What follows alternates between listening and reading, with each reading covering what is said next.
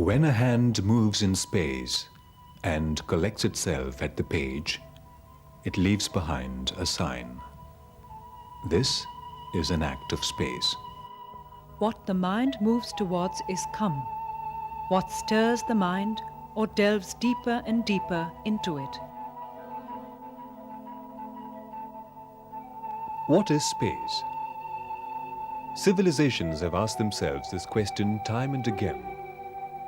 They have looked out at the stars and inward to their sacred traditions. Architecture emerged, and building traditions. And this was the act of space. Each society has a distinct value system regarding space. It orders and distinguishes. In simpler societies, functions work in symbiosis between user and landscape. Natural ecosystems are understood. A new set of needs arose with modernism. Associated technologies and design theories sprang to accommodate them. Worldview changed. Industrialism brought urban sprawl. Space travel annihilated distance. Conventions burst open under an urgent sense of individualism, to be followed all too frequently by the anonymity of mass solutions. Our planet rolls through a space-time field of interstellar darkness. Clustered on its surface, traditions of shared values. The need for psychological, emotional, and spiritual values of space persist, ordered by the mind, in building a sense of cosmos. Space and the act of space exhibits a cross-section of worldview and space usage.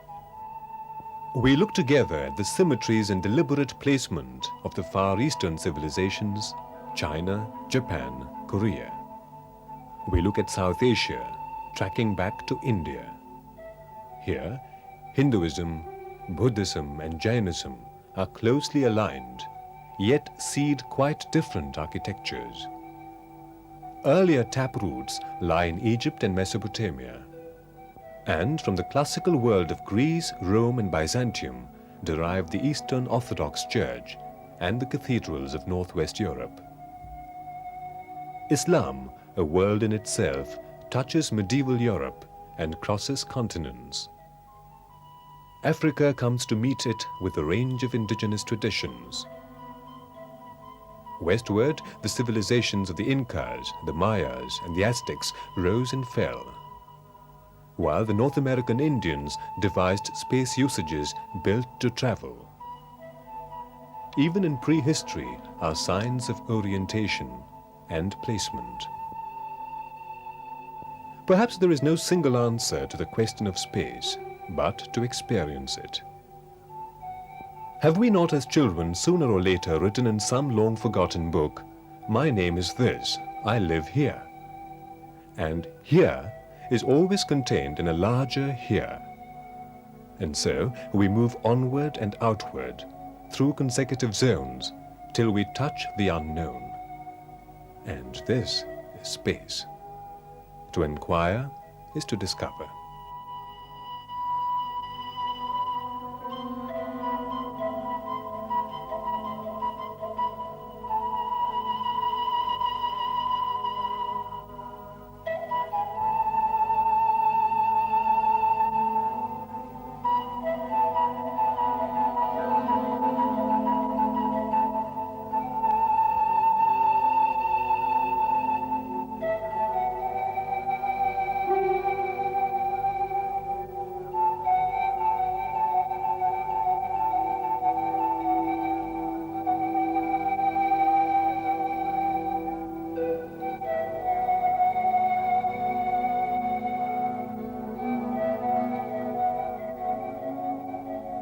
The sequence begins with Sukham, an equable interaction with space.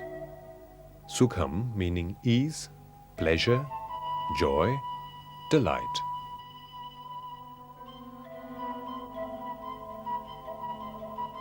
We shall show them signs on the horizon and within themselves. 53rd of Fusilat, Quran Sharif.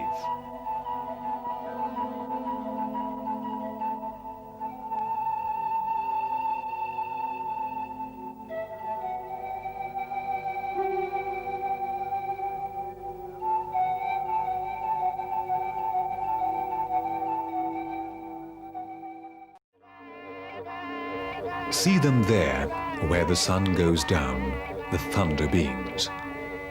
They shall take you to the high and lonely center of the earth, that you may see, that you may understand. From the initiatory vision of Black Elk, shaman of Oglala-Sioux, he had known the free plains and the hunting of bison. He fought at Little Big Horn and Wounded Knee and survived.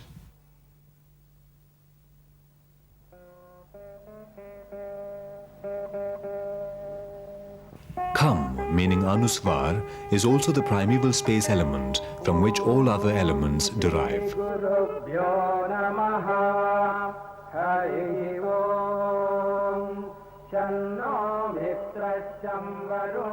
I died mineral and turned plant, died a plant to turn sentient, died a beast to wear human clothes. So when by dying did I grow less? Again from manhood I must die, and once again released soar through the sky. And here as well I must lose place. Everything passes but his face. Masnavi Jalaluddin Rumi, 13th century bulk. Who knows the real reaches the highest.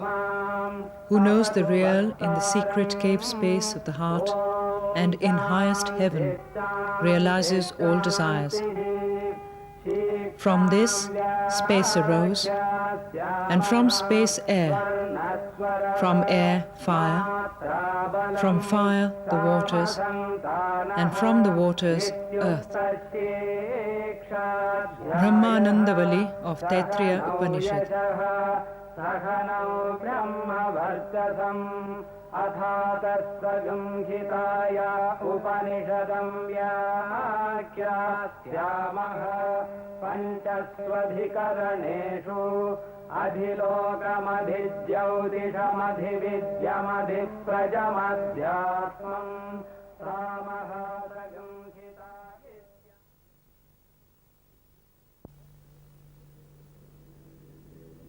Kham is also interpreted as meaning the hidden cave space penetrating Mars. The cave was used both for shelter and sanctuary. The hunter lived at its mouth. The dark inner recesses he associated with ceremonies of life and death. Vivid murals of the hunt on the walls of the caves both controlled the kill through the image and possibly expiated the act of killing. For from the kill came food, and from food life, and the spirit of the giver of life. Tasilin Ajar, in the highest plateau on the Sahara, was continuously inhabited from 6000 BC to the beginning of the Christian era by nomadic herdsmen who left behind them a rich legacy of rock paintings. But most revealingly, the Mesolithic period shows us the first examples of conscious burial in or near caves. Neolithic stone tombs were designed as closed spaces, the basic form of which is a dolmen. These houses of stone enclose the dead within the embrace of the earth.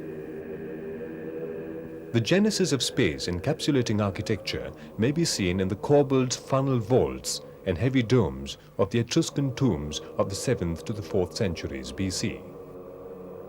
Some of the earlier settlements in North America have sited themselves in caves, in natural space under sheer cliffs or carved clefts. As the aggregation developed, the community ordered its ritual and ritual spaces. He goes to an abyss or cave. There he grinds the small stone on the great boulder, moving it always sunwise. Then after 3 days the spirit of the rock appears in the direction of the rising sun. And so the disciple learns how to die and how to come to life again. Of the initiatory ordeal Sani Muinak, shaman of the Angmang Salik Eskimos. The traditional sanctity accorded to the cave influenced the Indians' choice of sites for meditation and worship. Natural caves were first decorated, then enlarged, and later new caves were carved out of living rock.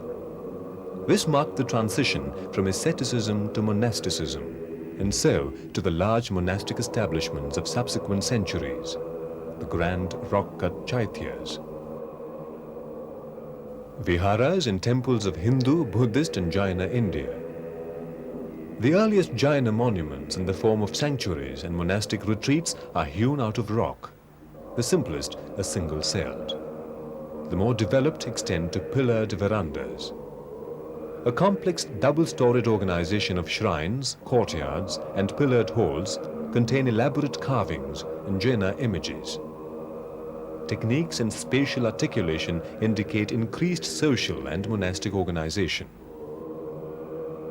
The act of carving turned highly ornamental caves into freestanding monolithic temples that still remained an integral part of the mountain out of which they are carved. The distinctive features of the Buddhist caves in Dunhuang, China, are cantilevered balconies on the outside and tempera paintings on plaster. Stone sculpture, clay and wood have survived time and depredation.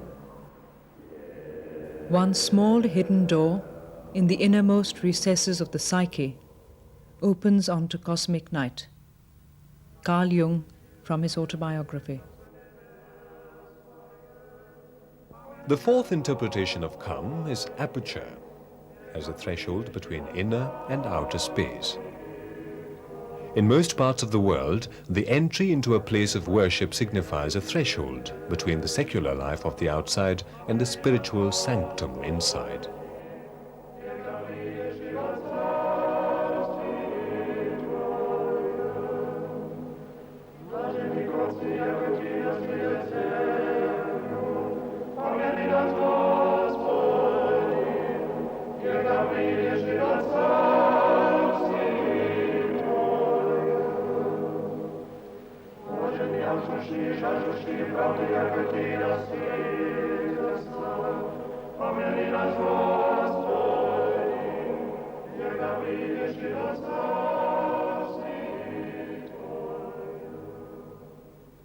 Christ is the doorway to the true light, says the inscription on the Abbey of St. Denis.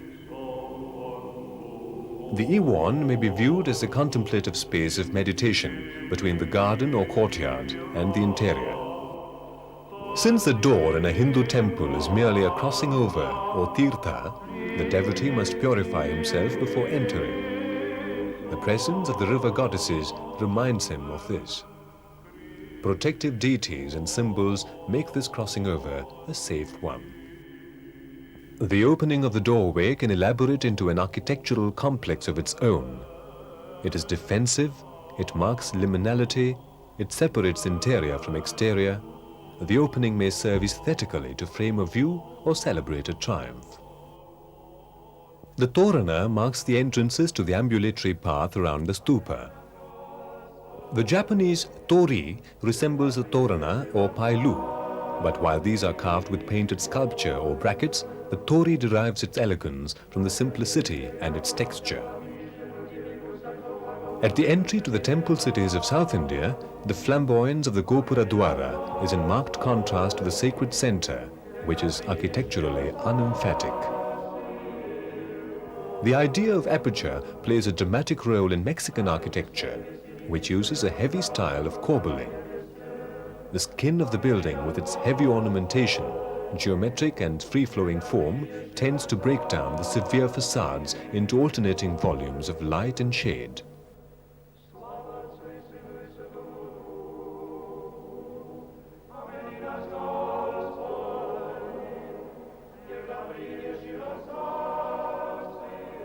The large, unadorned stone blocks of Inca masonry constitute a stark aesthetic. The front of the dogon house reveals a sense of aperture in the form of niches. Raised in light, it dominates visually. The strong backward tilt of the walls and the sinuous bas reliefs of a hausa dwelling pick up sunlight and unify texture. The entrance is emphasized. Intricately carved volumes of light and dark quicken the surface interaction with the harsh glare of the sun. The transition of interior and exterior space may take place through the mediation of patterned surfaces, the play of sunlight and fresh air through fretted screens, the interplay of solid and void. The great sun window filtered harsh daylight through its wooden traceries to fill the Chaitya hall with a soft luminescence. Lift up your heads, O you gates, and lift them up, you everlasting doors, and the King of glory shall come in. From Psalm 24, a psalm of David. With the gradual enlargement of windows appeared a shallow transparent shell surrounding the nave and choir, a luminous foil behind the tactile forms of the architectural systems. The rose window symbolizes Christ as the light of the world, illuminating the altar below, just as the symbolic window on the shikara of the temple sheds divine light on the devotee without.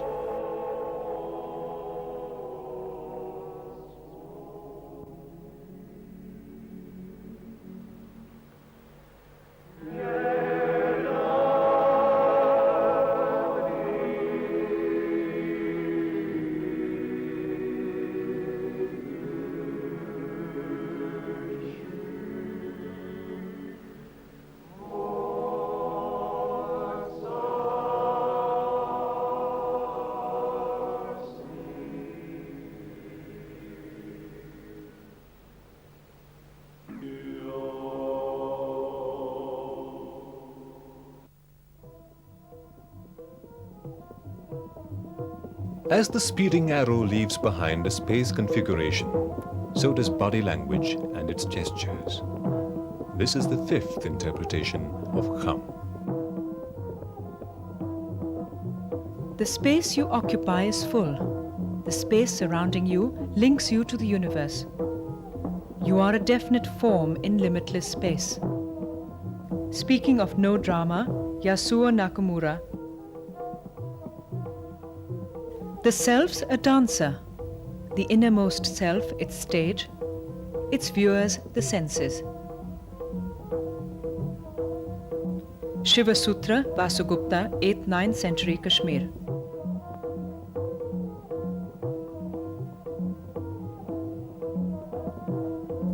One's energy unwinding is the universe. Shiva Sutra, Vasugupta, 8th-9th century Kashmir.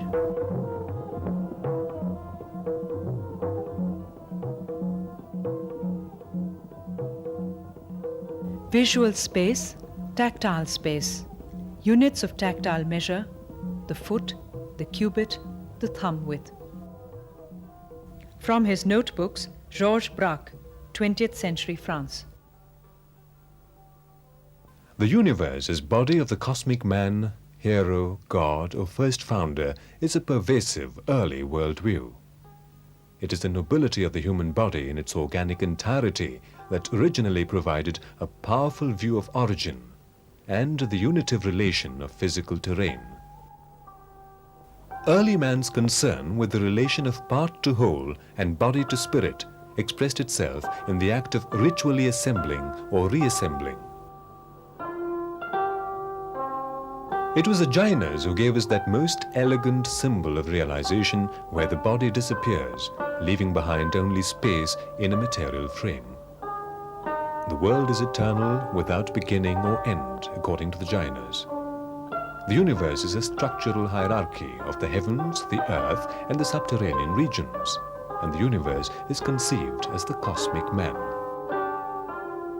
At his center is the center of the universe, the mythical Mount Meru, holding together the concentric zones of Jambudvipa, the island continent of beings where moksha is attained.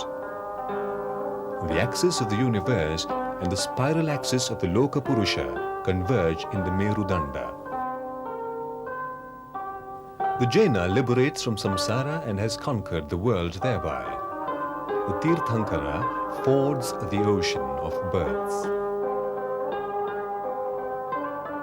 Before it is awakened for the devotion of the congregation, the icon undergoes ceremonies that signify the 5 events of conception, birth, renunciation, enlightenment, and final liberation that characterize the life of the Tirthankara. A traditional West Indian Kalpa Sutra manuscript describes this progression through the representation of Mahavira in heaven, in his mother's arms, Mahavira's plucking out his hair before Indira, preaching to the universe, and finally seated on a crescent moon, surmounting the universe. Calligraphy is considered by Islam to be the visual body of the divine revelation. It progresses horizontally on the plane of becoming from the right, the field of the action to the left, the region of the heart. The texture and style of Islamic calligraphy binds horizontal and vertical strokes, weaving a 2-dimensional cross-axis.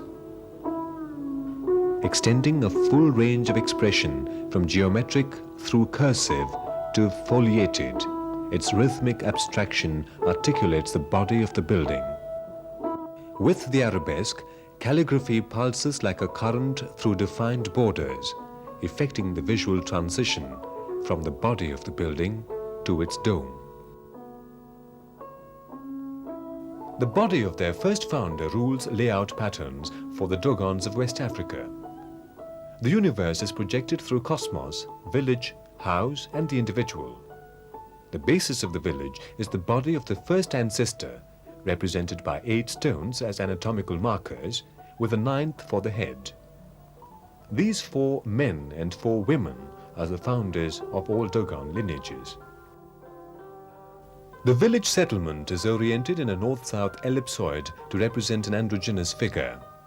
The forge and council house are sited north. The great houses are sited to center at chest and belly. The menstrual lodges flank the settlement east and west. Oil-crushing stones and foundation altars represent female and male generative organs. Altars are sited further south at the feet. Once more, at the level of the dwelling unit, the structure bases itself on the human figure, with the kitchen at the head. Center space at torso is considered to be female, while the vestibule is regarded as male. The whole represents a fusion of male and female principles. This value reinforces the sense of balance of the Dogon family unit within the social organization. Decision-making is reserved for the elders. This power and prestige is translated into the facade, the face of the house. The entrance is below the granary with the altar of the ancestors. The door is carved in low relief representing the primordial couple and successive generations. The niches on the facade, generally clustered in multiples of 8, are for the ancestors. Among the Fali, the primeval act of creation subdivided all elements to male or female energies. These are inbuilt and balanced by the act of building. The cylindrical masonry form is perceived as female. The conical roof of rafters and thatch is male. The human figure is used as territorial reference for house and granary and their disposition of functions. Each element of the dwelling, from the enclosure to its internal components, are balanced in an oscillation of representations for male and female, tortoise and toad, from whose cosmic eggs, according to Fali myth, the world subdivided only to fuse. This extends to details of interiors, decoration, altar symbols, blast furnaces and utensils, all interpreted anthropomorphically. The dwelling as the body and the dwelling measured by the body represent a certain organic relation. Units of building measure are constant in each group based on the human body. Example, elbow to middle of open hand, elbow to furthest point of closed fist, tip to tip of outstretched arms, navel to soles of feet, from thumb to middle of open hand. The dimensions of Fali architecture carry these proportions to the built-in elements of sleeping quarters and kitchens, shelves, hearth, walls, beds, low tables for pounding and grinding. Granaries housing edible seeds represent the ark that contains all vegetable species. The internal subdivision of the granary, according to the cereal it contains, reflects a hierarchy of ritual order. And here again, the body metaphor continues. The height of the granary is man's height. The human body and its generative power is symbolized. The universe emerged from the sacrificed body of the Vedic Purusha. Hence, when man creates according to proportional measure, he is giving form to the Purusha. The speculative tradition that formed the basis of the great tradition of temple building in India conceived Purusha in temple form. Accordingly, the different parts of the prasad are likened to the body of man. The heart of the temple is the Brahmasthana, as the heart of man is the ideal site of Brahma. The womb chamber or sanctuary houses the image. This is the life of the temple. It is where the embryo of the temple as Purusha is placed, as in the ritual of Garbhadhana. The door of the temple is considered to be its mouth. The Gavakshas are the eyes from which the light shines forth. Orisen tradition views the prasad as male and the mandap as female. The connection between the two is considered the Jayantial or marriage knot. The temple is also the image of the universe. The prasad denotes the three worlds, earth, sky and heaven. The horizontal divisions of the superstructure, the cube, the pyramid or curvilinear sanctuary roof establish this equation. If physically the stupa began in the relic mound and cosmologically in the axial pillar sited on cosmic waters, according to the Mahavamsha or Great Chronicle of 100 BC from Ceylon, its shallow hemispherical dome may represent a bubble on the seas of existence. And according to Mahayana doctrine, it is and always was the Dharmakaya, manifestation of the body of Dharma, transcending birth and death. The square of 81 parts for the square yantra or mandala is the sacrificial body of the fallen Asura. The drawing of the mandala is considered to be like the building of the Vedic altar. Squares are drawn on the mandala just as square bricks were laid on the altar.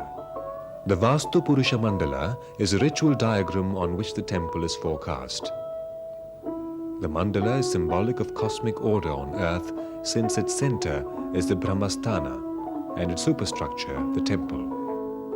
Wherever this plan is laid by those who know it, the presence of Purusha is actualized. The site is thereby freed into sacred space. Kham is also the field of sacred space. The tradition of siting and marking or bounding the sacred field is an ancient one. In the Far East Asia, it probably begins in the prehistoric barrow mounds as a sacred space for the dead. Be it the barrow or the palace or shrine of later times, the sacred field in almost all societies was sited and marked off by sacred dividers according to ritual and a sense of space orientation.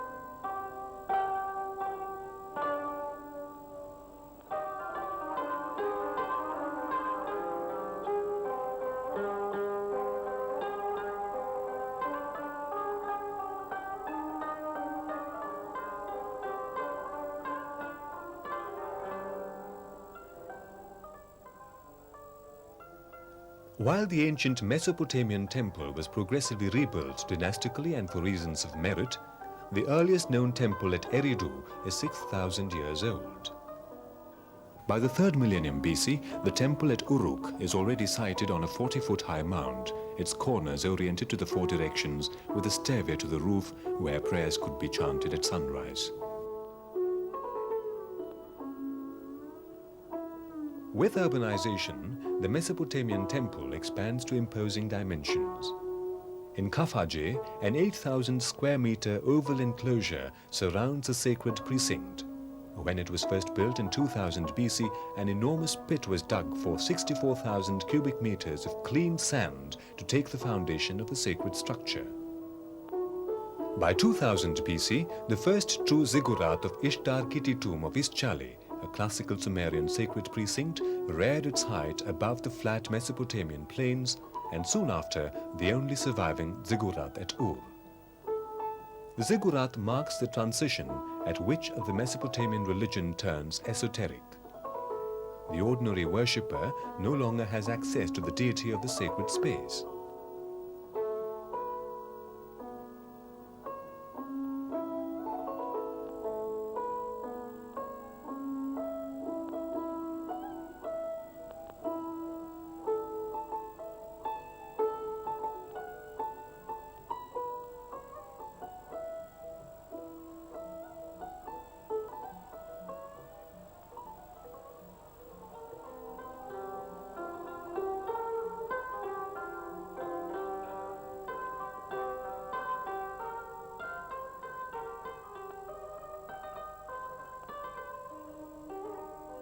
To the classical civilizations of Mexico, the temple was the house of God, Teocalli.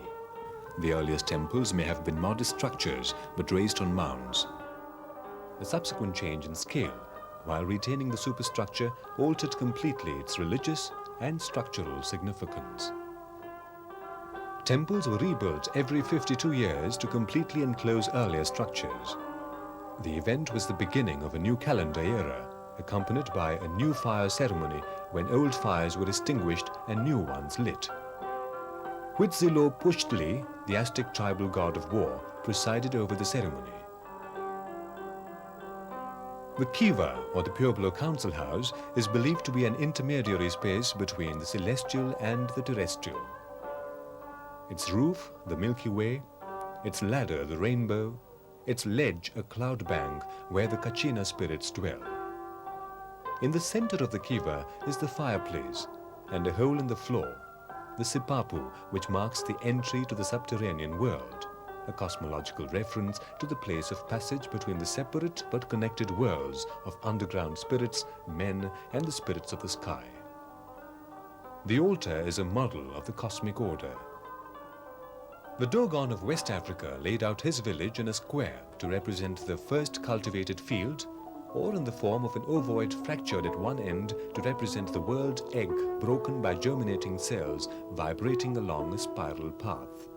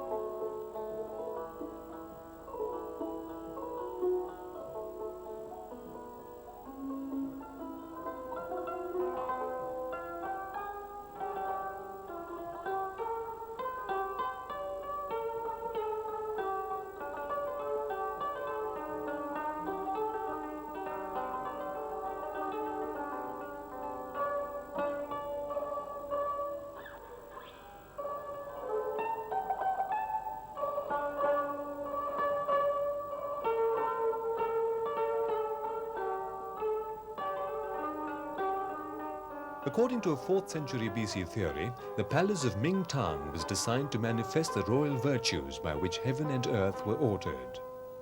The center space, perhaps an empty square with a circular roof, was surrounded by 4 halls and ceremonial annexes where ancient kings changed their costumes with the seasons. This was where ancestral sacrifices were performed and from where royal decrees were made. At the Biyong, the emperor ritually fed the aged, and from the Ting Tai, the heavens were observed for auspicious influences. The Chinese belief that natural, moral and social order must concur for the well-being of all was ritually compacted at Mingtang. The quiet, shallow 15th century Chinese temple of heaven was a mound or tai in these stepped tiers oriented towards the directions. From ancient China onward, the mound has been considered the appropriate site for offerings to heaven. Here, heaven, earth and sun were propitiated for a good harvest. In Japan, by the 5th century, the Korean-style barrow had grown into the senpo koen, typically keyhole-shaped. The Emperor Nintoku's mound on the Sakai Plain near Osaka occupied 30 acres. The clan founder was given a sacred status, and as the dominant clan rose to imperial suzerainty, so did the cult of the founder. Buddhism was brought to Japan from China through Korea in the 6th century AD. With it came a transformation of culture. Initially, Buddhist temples were laid out symmetrically with the pagoda at the center. By the time Horyuji replaced an earlier structure at the turn of the 8th century, the main building and the pagoda were placed side by side. The Horyuji reflects Japan's constant cultural exchange with the Korean kingdom of Baekje, its unit of measurement being the Korean komashaku. The Phoenix Hall of the Byodo Inn, built in 1053 AD, was designed to represent an alighting phoenix, a symbol of the Western paradise of Amida Buddhism. Its orientation is such that the devotee faces westward to the paradise of Amida. At the Itsukushima shrine, reconstructed in the 12th century, the torii, or symbolic gateway, marks the approach to the temple from the sea. The Jodo Buddhist sect believe that paradise was divided from this world by fire and water. The site for the dwellings of the priests and priestesses is aligned axially to the axis of the bay, and the buildings along this aligned with the sacred mountain. At Ise, the pre-Buddhist Shinto shrine is renewed ritually every 20 years. Permanent construction techniques are disregarded to ensure purity and accrue merit. That the inner sanctuary of the temple belongs to the sun goddess, clan deity of the emperor, that it holds a sacred mirror and is witness to the emperor's ancestral rites perhaps explains the national significance of Ise.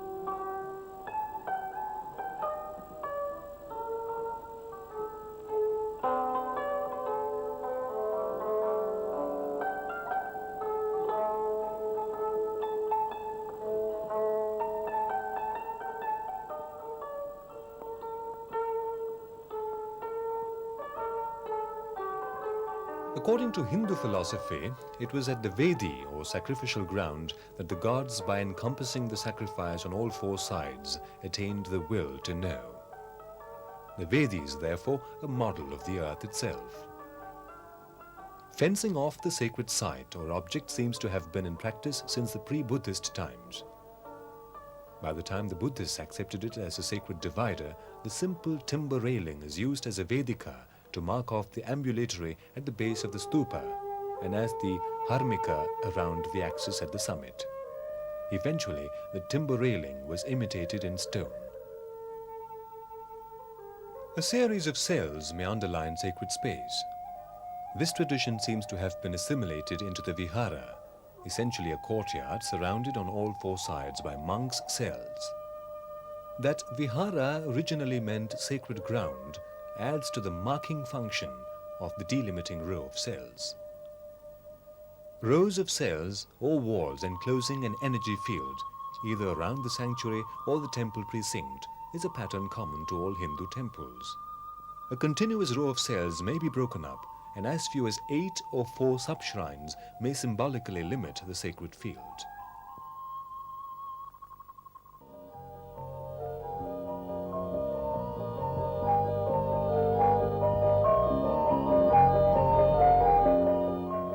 Almost all societies, from simple to complex civilizations, saw an ordered and inclusive universe, outside of which lay chaos. This axial center was, and in many live traditions still is, viewed as the physical and metaphysical center of sacred and physical geography.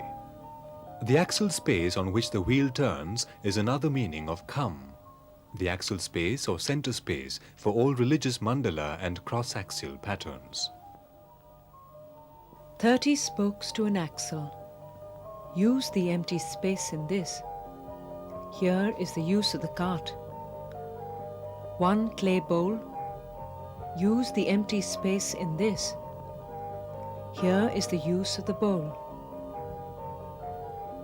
And so we are increased by putting to use emptiness. Tao Te Ching, attributed to Lao Tzu, 5th century BC, Zhou dynasty, China. The axial center may be marked as the sacred site by the tree of life, its pillar surrogate, or by the primordial mountain. Later cosmograms, emblematic space usages, and certain architectures continued to carry the symbol. Dominating the 4 directions, Bodhnath's eyes gaze outwards from the 4 walls of the Harmika, a cube upholding the superstructure of the spire. The stupa in Nepal is perceived subliminally as a body seated in meditation. The Muladhara chakra, or root center at base, rising to the navel and heart chakras. The eyes are regarded as the Visuddhi chakra, and much merit may be gained by offering gold and pigment for the periodic repainting of the eyes, which symbolize the fire of wisdom that burns all but truth to ash. Increased height of the stupa marks its mature development. Yet, early stupa remains unearthed at Takshashila allude directly to the vertical stupa. Originally constituting the Chatravalli, they developed a tapering series of discs, 3 to 25 in number, and were identified with the stages of enlightenment. Each level is called a bhumi. As the trajectory of a bird across the sky, similarly, the highest bhumis pass through the nature of phenomenon, and their trajectory is beyond description, says the Sutra of 10 Grounds, a later Mahayana text. Accomplishment and the levels to accomplishment in all directions. At center, the enlightened one, and to the 4 directions, knowing, faith, conduct, austerity. Reflecting this, the destitute flower and the barren fruit. Yet none but the enlightened fully understands this wheel of accomplishment. The Sripala Rasa, a Jain text. Hindu philosophy perceives a square as the perfect form. It is stable and immovable, and so denotes the celestial. The Vastu Mandala is intended as the dwelling of the gods. It can also be the site plan for a village, town, or palace. There are 32 possible Vastu Mandalas laid out by dividing the basic square. The Vastu Purusha Mandala is essentially square, but may be perceived as triangle, hexagon, octagon, or circle, and yet retain its symbolism.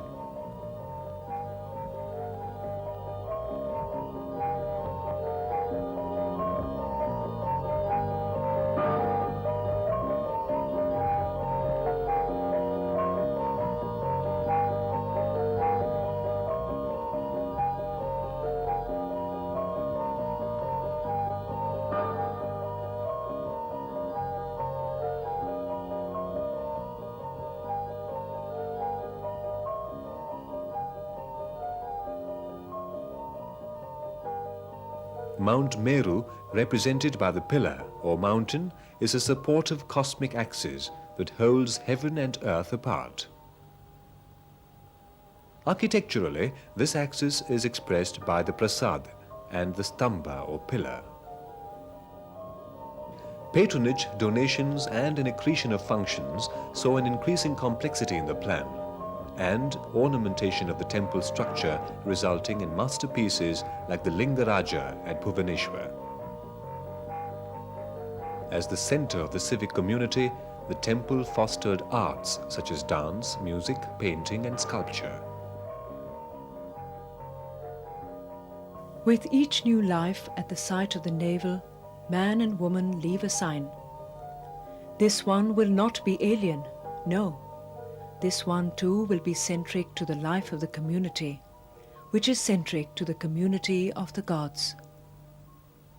Mulata de Tal, Miguel Angel Asturias, 20th century Guatemala. The Kaaba, the center of the terrestrial world according to Islam, is intersected by the axis of heaven. The Kaaba, or cube, like a crystal, synthesizes space. Each face of the cube corresponds to one of the primary directions. The rite of circumambulation, tawaf, around the Kaaba is perceived as a rotation of heaven around the polar axis. While the Kaaba represents for Muslims the spiritual center of the world, the builders of the dome of the rock saw a further image of the center. Designed to shelter the sacred site where the Prophet Muhammad had been carried on the night of his ascension, the dome of the rock architecturally represents the meeting point between Byzantine and nascent Islamic space usage. The earliest prototype of the mosque was Muhammad's simple house at Medina. Later development of this traditional structure, more recognizably a mosque, emphasized orientation through the san, the mihrab, and the maksura.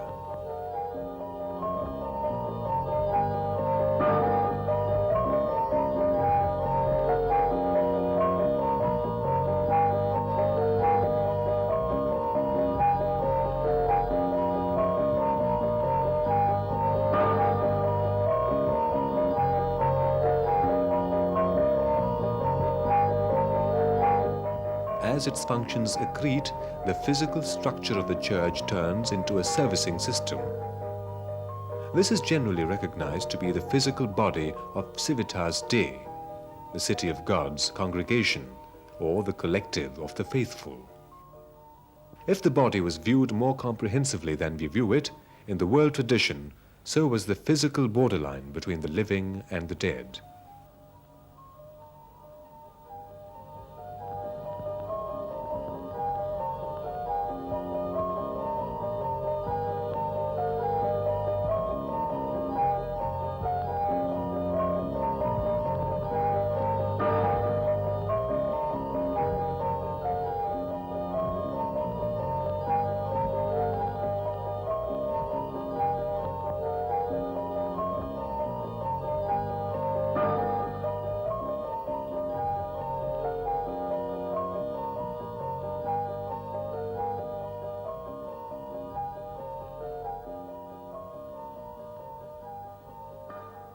The community of the Church on earth is defined sacramentally by Catholics as the mystical body of Christ. Yet Christian, the Roman basilica on the way through the Romanesque into High Gothic flowering had long begun to yield a cruciform plan. The ancient solar symbol of the cross axis had been Christianized by the crucifixion. The apocryphal Acts of St. John, judged to be quite early, describe the cross as both axis mundi, the tree of life, and the supernal body. After the earth-bound Romanesque crypta, the Gothic cathedral starts its elaborate climb into ascent, thrusting back at the earth and forward to the sky.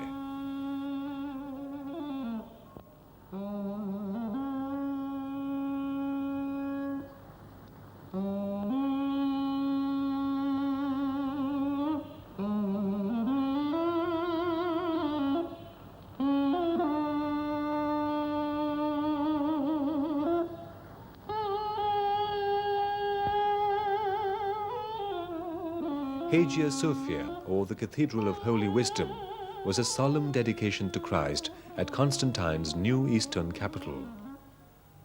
The longitudinal emphasis of a congregational basilica married an immense vaulted space.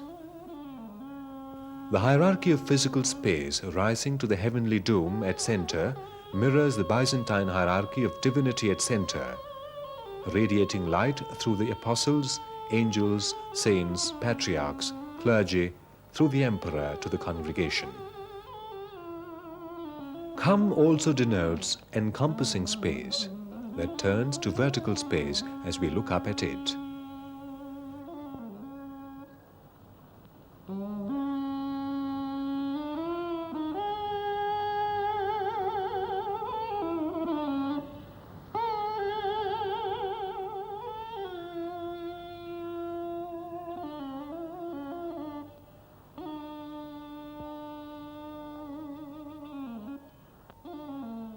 The history of the Islamic minaret could be traced back to the sun monuments of the Stone Age. Also, pillars upon which were later inscribed dynastic codes or territorial boundaries. More specifically, the ancient Persian columns of wood that served as space markers or indicators of orientation. The minaret corresponds to the permanent transcendent principle. Outwardly, the minaret represents man, who alone among all creatures stands upright. Architecturally, the history of the minaret lies in its movement from isolation into integration at the dome. As paired towers, flanking minarets announce an axial approach through the gateway to the ultimate unity of the dome. Its religious function, the azan or call to prayer 5 times a day, suggests again the nomon's function, facing the 4 directions of space and marking time. In the dome, the attributes of center, circle and sphere are fully realized. It is associated with the idea of the spirit, which surrounds and pervades all being as the vault of the sky embraces all creation. The colors of the Islamic dome, lazulin blue-green, turquoise, green-white or gold, or even the neutral natural of tilework, brickwork and plaster, preserve the exact memory of the heavenly vault. Cosmic wheels, geometric patterns and arabesques burst upon the domical surfaces like blossoms generated by the geometry of the circle. They reintegrate the dome with the sphere it represents.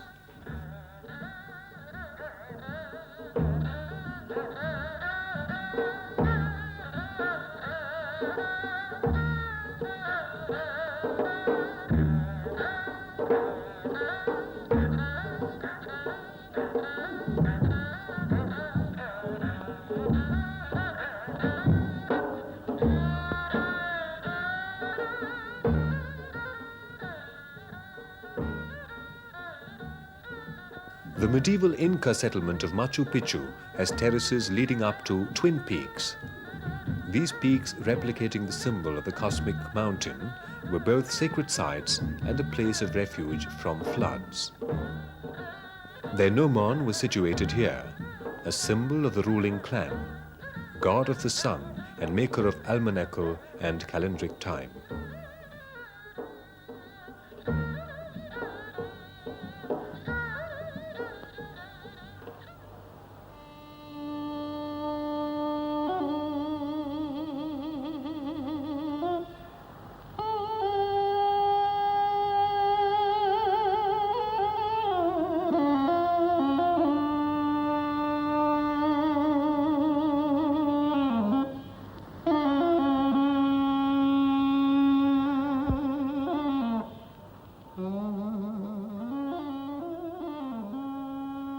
The La or the Indira pillar is a pole erected at the entry to the Karan religious enclosure.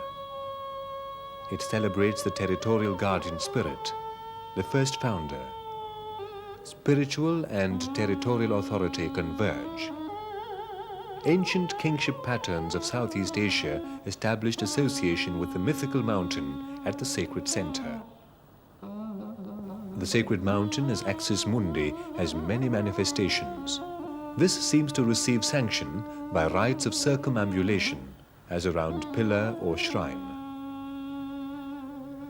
Shatrunjaya Hill in Gujarat is hallowed by association with the Jain Tirthankaras. Of the many circumambulation patterns that have evolved, one involves 99 circumambulations of the Adiswara temple, climbing the hill in all possible ways so that all the shrines on the hill are worshipped, worshipping the hill itself. Throughout its history, the Hindu temple is likened to the mountain.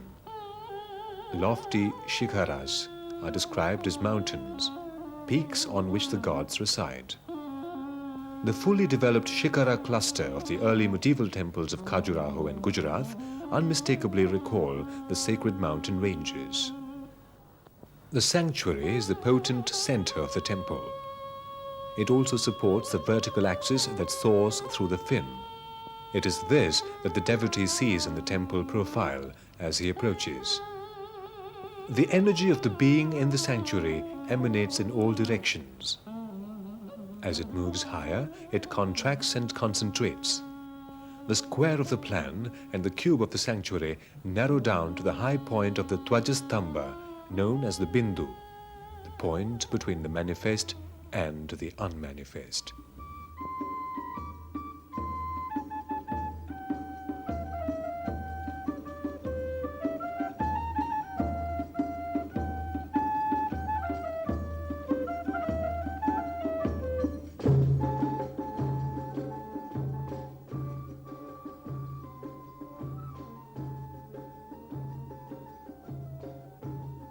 Until quite recently, the village, township or city remained the widest spatial zone most people knew. The most widely traveled were the merchants and the busiest routes were the trade routes. The one exception, the pilgrim route. Trade route often converged on pilgrim route. Pilgrim traffic meant pilgrim trade. The arts flourished. Temples, churches, mosques were once the public art galleries of the world. The Fali, a small agricultural community, live in the mountains of North Cameroon. Social organization is based on the extended patrilineal family, which translated into space usage as an isolated enclosure of cylindrical huts with conical roofs. These house the family head. The wives and granaries are disposed around one or more courtyards. No real economic or political stratification exists, and therefore no competition between lineages. Age gives status and participation in the assembly. The Musgum and Massa, an agricultural and herding people south of Lake Chad, base their settlements on the extended family. Their settlement is a simple circular arrangement of dwellings with the headman at center with his granaries and stores. The wives, each with her cows, goats and sheep, have huts to themselves, as do the men in the family. Granaries reinforce the overall structure. Great Zimbabwe splits into two: a temple or priest's house on a hill. In the valley, the chief's house with quarters for the kings, wives, courtiers and servants. Elliptical walls enclose a complex of huts, ceremonial shrines, passageways and granaries dominated by a solid conical tower. The Zulus, a herding people, lived in distinctive circular kraals, where round thatched huts formed a more or less complete ring around a center space for cattle, the whole fenced in with a wooden or thornbush stockade. In the early 19th century, under the then king Shaka, the Zulus, after several wars, were united under one kingdom. As a result of Shaka's military ambitions, war towns on large kraals came into existence. These could contain as many as 1,400 kraals, the cattle now being penned between individual kraals. In the center space of these large kraals, ceremonial activities were conducted and military formations organized. An aerial view of Mexquititlan, a small fishing village in a lagoon off the Pacific coast in Mexico, reveals within a circle the Celtic cross generally considered the universal symbol of perfect harmony in the cosmos. Pueblo settlements are of three kinds: the cliff dwellings, valley pueblo, and mesa, or plateau pueblo. Settlements consist of a single unified multi-storied structure with numerous flat-roofed rectangular residential units grouped around a central plaza with circular kivas, or underground sanctuaries. Traditional construction is of flat stone with no windows, and access is generally from a hole on the roof. Perhaps the most elaborate mountainside settlements of the Incas was Machu Picchu, which rises through a series of terraced ranges to the gable-roofed buildings on the southern and eastern face of an oblong plaza. The city sits in a saddle between two mountain peaks 900 meters above the river Urubamba.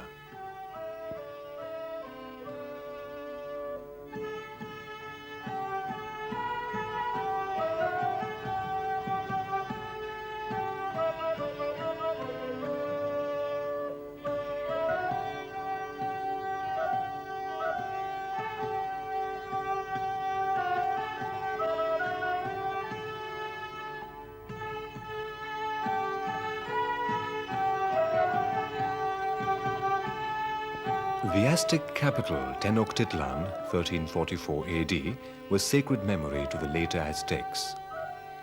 Established on an island in a marshy lake, Tenochtitlan's setting fulfilled an ancient prophecy that an eagle holding a snake would alight on a cactus. This spot marked the basis of the sacred zone of the city. This center was an open plaza surrounded by walls with 4 entrances that led to 4 causeways, linking Tenochtitlan to the mainland. The division of the city was along a grid. Canals followed this orientation. The Sumerian cities are the earliest cities in the world. Sumerian cities originated as villages, each with its own shrine. Villages accreted in size, and shrines correspondingly expanded to monumental temples.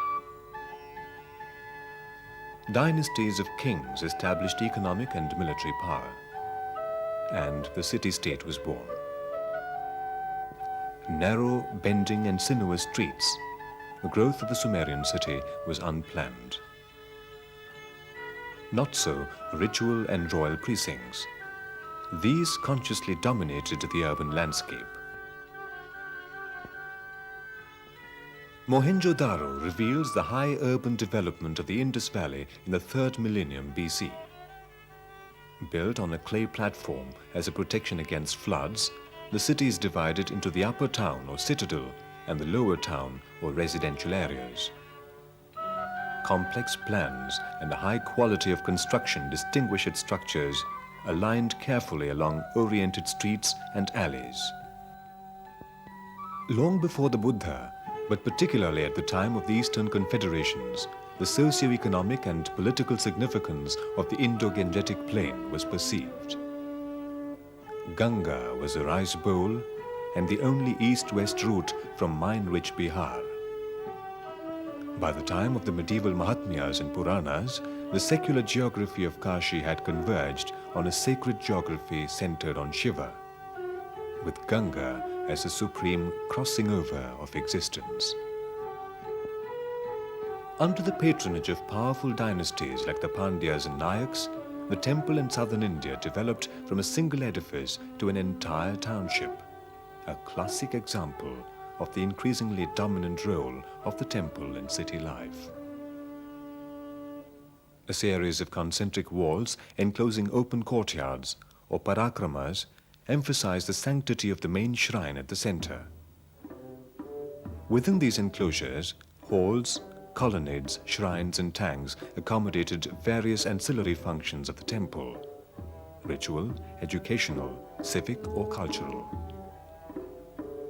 The axial routes from the outside to the sacred center is marked by a series of diminishing gopura. Jaisalmer, on the border of the Thar Desert in Rajasthan, was planned and built in 1156 by Raja Jaisal as his capital. Lying on the trade route to Persia and Central Asia, the city developed into a thriving urban center, housing a number of noblemen, traders, and administrative personnel. The development of Islamic cities from organic urban accretion to systems of innate order is a conscious process. Geometric symmetry is a functional space usage, as often it is a direct expression of worldview. The square city is frequently associated with a long urban tradition and a stable image of the universe. Circular cities, on the other hand, frequently relate to those ethnic groups who were once nomads. The palace precincts symbolize the head of the social system. The bazaar is close by. The city then grows cellularly in the direction of the heart of its religious system. The mosque is the meeting place of all without distinction. All transit ways are arteries to the mosque. This in turn is protected by the city walls and their fortified gates. These gates often opened directly onto the different trade routes that led to the city. Within the vital organs of the city developed hammams, madrasas, serais, granaries, and the numerous stores of the merchants and craftsmen. The Chinese city, a political nucleus and transmission point in the administrative network, was finally planned.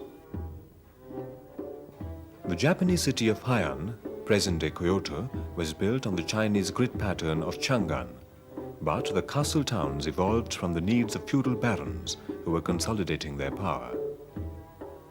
The upper military class lived close to the castle, while the lower remained on the periphery of the town. A line of temples around the castles served to protect it spiritually.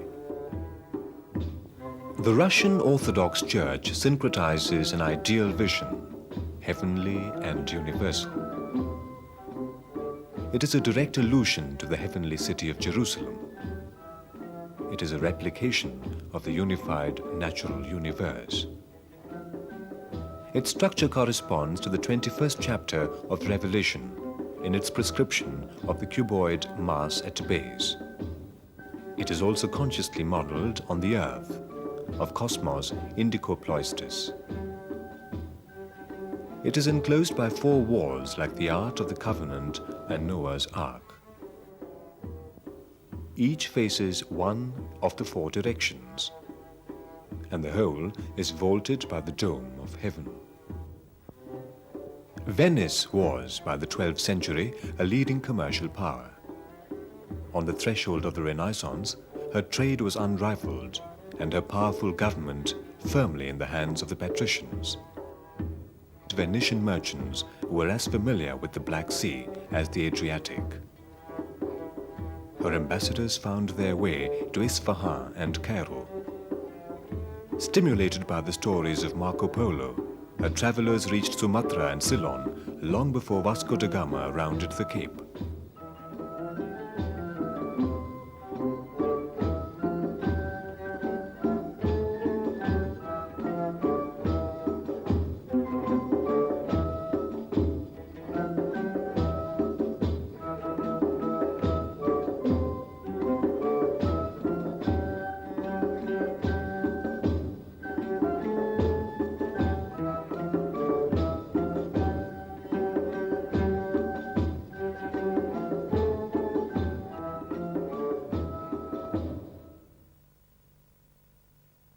Kham as space, the fountainhead, is here interpreted as the water of life in space.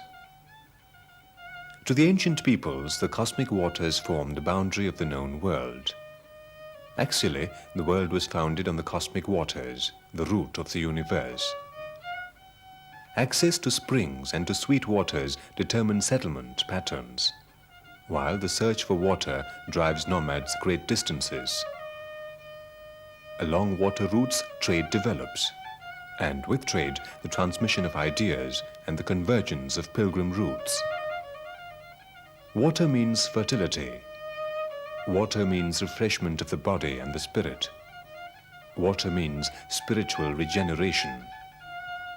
These cumulative meanings of water underlie the ritual intention of water. From the Hindu Purna Ghata or Mangata Ghata, the simple earthen jar of water, painted with the solar symbol of the swastika, surmounted with mango leaves and the coconut of fertility, or the Kalasha, the water jar finial to the temple, or the stepwells of Gujarat.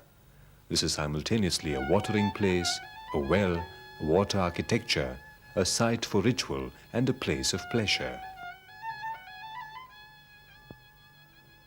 To rites of lustration, whether among Buddhist peoples, Jainas or Hindus, the aspersion tanks of the mosque, and the baptismal font of Christianity.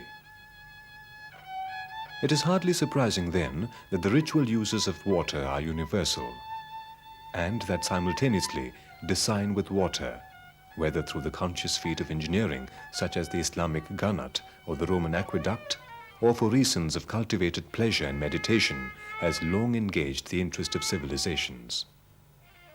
The Islamic garden is a similitude of paradise with running waters, flowering and fruiting trees, and a deep yearning for symmetry. If the image was born among desert people dreaming of oases, it flowered in actuality. It crystallized in garden pavilions, married interior space, and spilled over into the decorative arts of textiles and carpets throughout the world.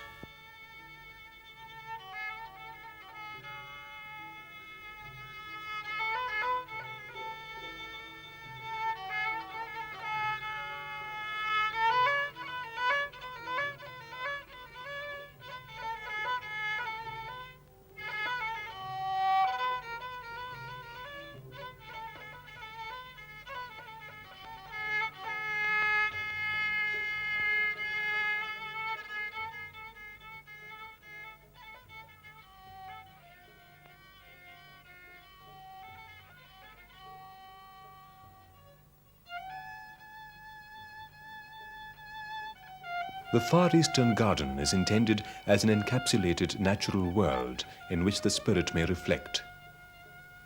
The Taoist mystics of the Tang period in China, the naturalistic landscape tradition that came to flower later in the Sung dynasty, Buddhist influences too perhaps combined in this particularly graceful accomplishment. The Chinese garden combined nature with literary illusion. It poised itself between enjoyment and mutual understanding of the twilit areas of mysticism. How to suggest vastness through a small scale, to recreate a sense of the remote. Inherited by the Japanese, this aesthetic simplified and grew more daring. In the monastic gardens attached to Zen Buddhist temples, visual interest is kept at low key. By the time we come to Ryonji, a field of raked sand has become symbolic of the seas of existence. The rugged rocks deliberately isolated in this space are described as tigers that swim to other shores. The European sense of the garden really surfaced in the 18th century and was accompanied by a great tradition of landscape painting. Nature here is seen as oppositional to the artifice of society. It is viewed as an expression of immanence, the Longinian sublime. Less ritual and consciously meditative than philosophic and artistic in intention, we come full circle with the prospect, the lake and the folly, and so to large breadths of space and fresh air, and to the floral exuberance and simulated disorder of nature herself.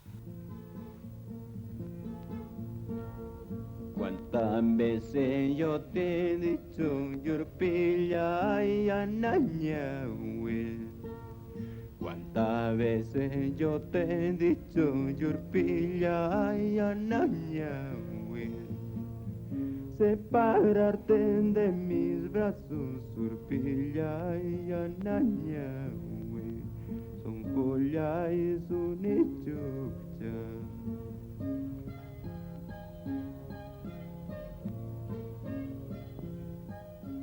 The artisan or builder and the act of building itself shape and reform the raw material of nature into ordered space.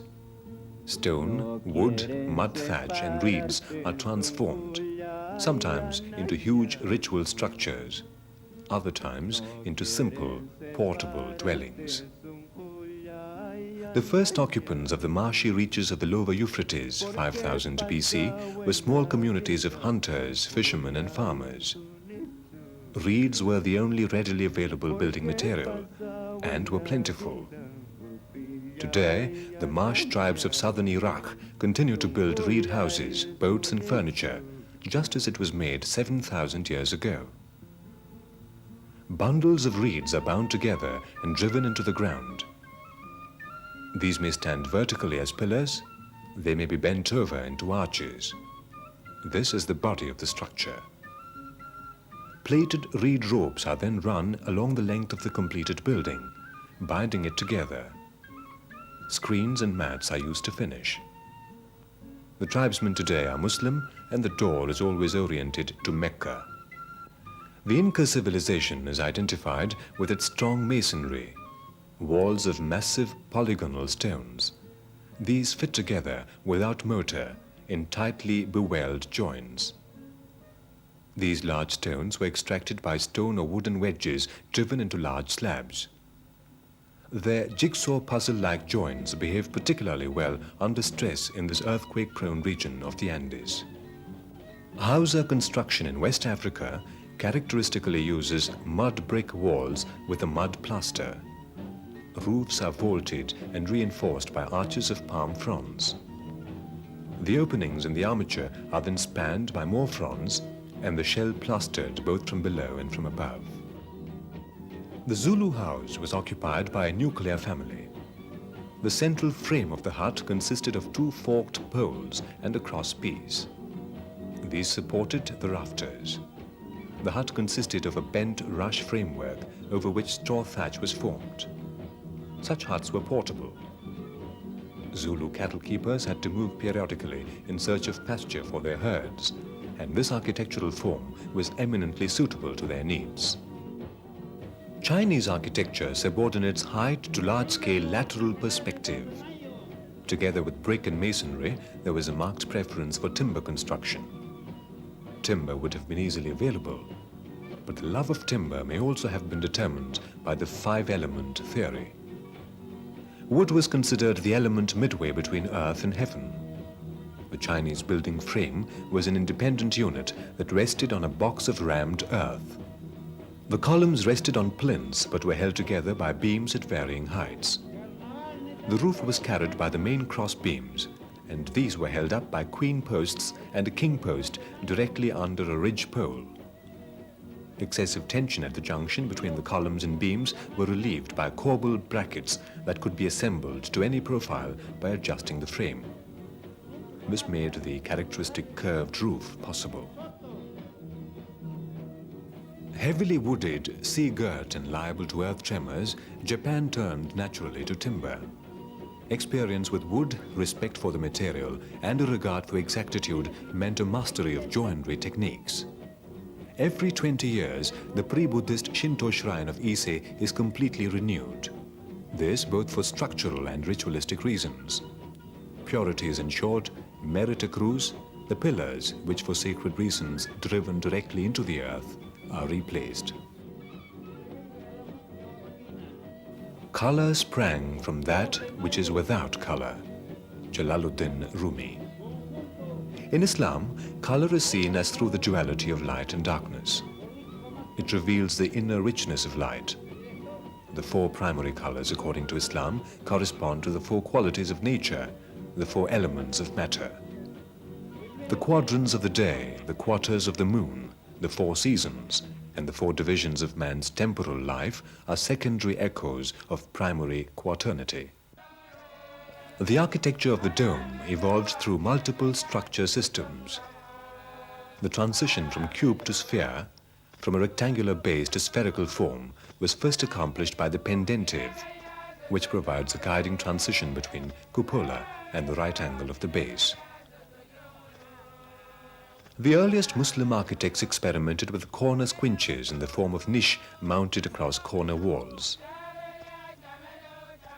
Its vault supported one side of an octagon. This in turn supported the circular base of the dome. Geometry and rhythm synthesize a form that is not simply linear but fully spatial. Here, the number of honeycomb niches together structure the gradual transition between the corner and the dome's circular base. In the east, they are constructed in simple plaster. In Turkey and Egypt, they are carved in stone and cluster-like crystals. The quality of craftsmanship and construction technique are perfectly mated. The designer and the artisan well paired. The word space begins as a term of relation or duration. It is interesting, therefore, that post-Einsteinian space-time resumes itself as a unitive, universal quality. Einstein, quite accurately from the European point of view, traces the evolution of the space concept from the relation of solids to the interval between them, to inactive and, finally, interactive continuum. Most three-dimensional solids are the projection in space of the point, the square, the circle, and the triangle, and their combinations. Built space incorporated proportions and geometrics which had mystic significance or aspired to ideal or divine proportions or relationships. Different cultures formalized these concepts in varying forms in their art, architecture, dance, and music. Herodotus in 440 BC tells us that the Egyptian pyramid was designed to have each of its triangular faces equal in area to the square of its height. This was possibly conceived as a representation of the northern hemisphere on a square projection, with each side representing one curved quadrant.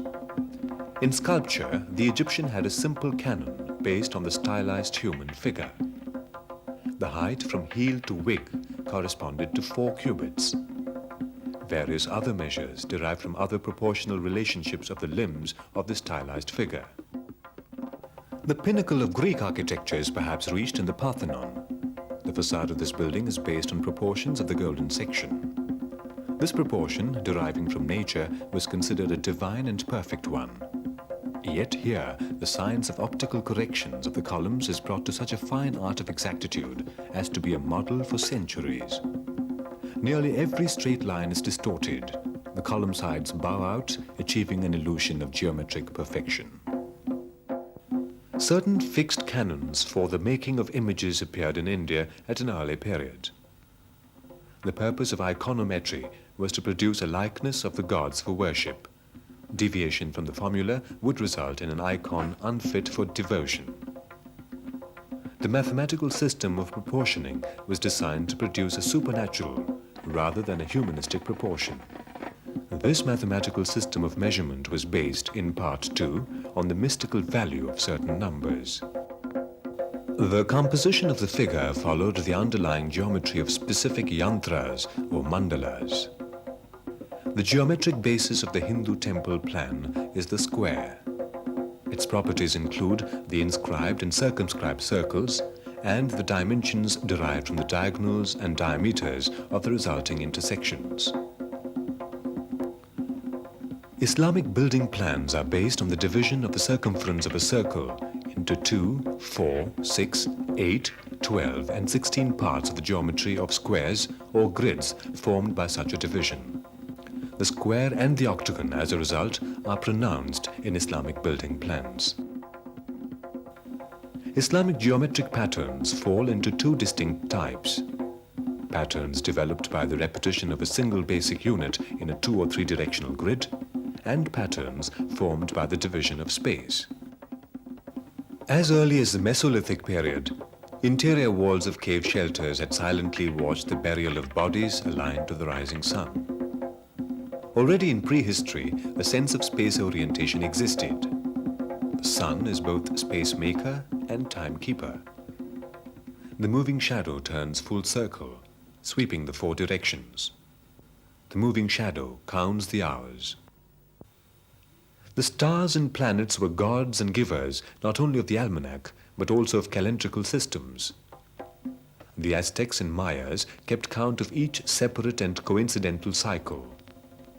Their search for origins accelerated an investigation into the historic eons of their own remote past and stimulated their calendric sense.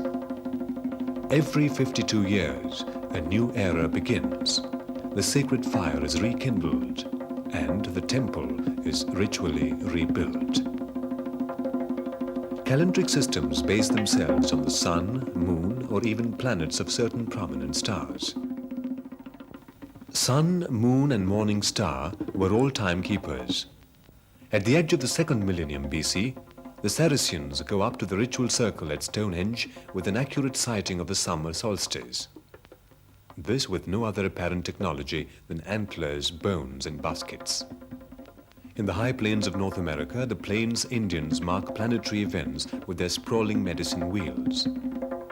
These makers on the earth, simple at first, but later taking the forms of breathtaking architectural ensembles, as at the Jantar Mantars of the 18th century North India, link everyday life to the great vault of the cosmos. Into systems of calculation enter questions of observation, prediction, and hypothesis. We are in a conceptual world of mathematics that has transcended simple biomeasure to touch abstraction and the larger universe. The great tradition of Chinese astronomy goes back to more than 3,000 years. Painstaking observations of the heaven were carefully recorded for posterity. The grand observatories and bronze instruments are mute testimony to the importance of the heavens to the ancient Chinese. The Arabs contributed to charting the heavens as a direction finder on the earth. Circumnavigation of the globe, as a result, became simpler and safer.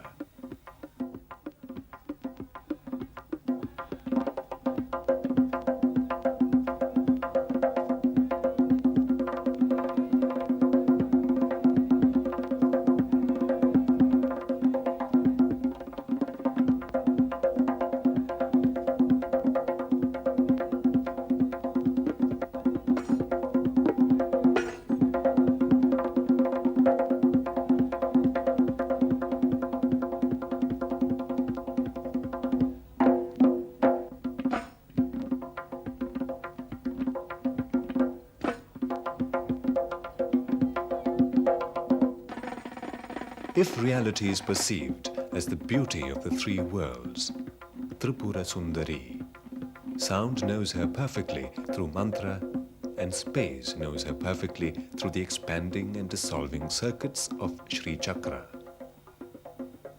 The perceptible form of this reality is geometry. Alone among Indian creation theories, Sri Vidya tradition views world creation as the generation of successive circuits in geometrical progression. In the Sri Chakra, pure space, inner space, and the great circuit itself may be made to fold into one another and dissolve. All circuits begin and end at center point.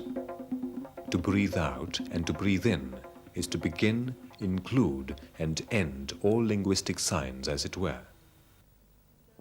Center point is described by Yogini Hridayam as she who manifests as void, ending in the uncreate, whose will pulses, who above all meant light. Creation is exquisitely described by Sri Vidya. Latency of being lies concealed in unitive center point. The desire to secrete a universe, as in sexual union, begins in pulse and liquefaction, here between light and its reflection. Center point swells. The omega, Ha, releases itself in two drops, fire and nectar. These unify into the first and triangular orbit of the Kamakala.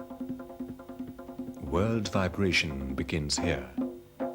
From this, the further circuits. So, creation begins in fission. Fission yields system. And all systems eventually fuse. Our planet swims through the interstellar void, turning like the fingers of a clock to the seasons. The seasons themselves influencing how we see the elements. And from the elements, according to the Upanishadic view, space. For out of space came winds, their velocities ignited, condensed to fluid, and this solidified to our perceptible earth. All our senses are engaged by the act of making space. These ways are various. Are our ways as various? Eventually, the senses close in on themselves. The elements themselves fold back one into the other, till only space is left, and this too dissolves, or will dissolve, into the uncreate. A sense of this was shared by most cultures throughout the world. This was the spur of their achievement. This was its measure. Do we share this perception? And if we did, how would this affect the way we made space? We share the surface of the question. What if the limitless were to enter into our calculations? To inquire is to discover.